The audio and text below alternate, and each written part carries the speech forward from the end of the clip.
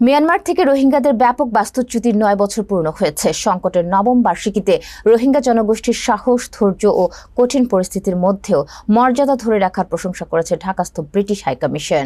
মঙ্গলবার সকালে সামাজিক যোগাযোগ মাধ্যম এক্সে দেওয়া এক পোস্টে ব্রিটিশ হাইকমিশন এসব কথা জানায়। একই সঙ্গে প্রায় এক দশক ধরে রোহিঙ্গাদের আশ্রয় দেওয়ার জন্য বাংলাদেশ সরকার ও দেশের মানুষের প্রতি কৃতজ্ঞতা প্রকাশ করা হয়। পোস্টে বলা হয়, রোহিঙ্গাদের মিয়ানমারে নিজেদের বাড়িতে ফিরে যাওয়ার অধিকার রয়েছে। তবে বর্তমানে রাখাইন সহ মিয়ানমারের বিভিন্ন এলাকায় সংঘাত আরও তীব্র হচ্ছে। একই সঙ্গে বাড়ছে মানবিক সহায়তার প্রয়োজন।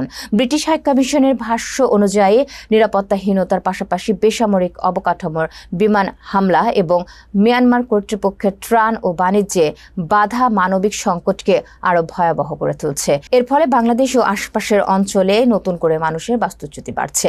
বিপজ্জনক সমুদ্রপথে পালাতে গিয়ে প্রাণহানির ঘটনাও ঘটছে।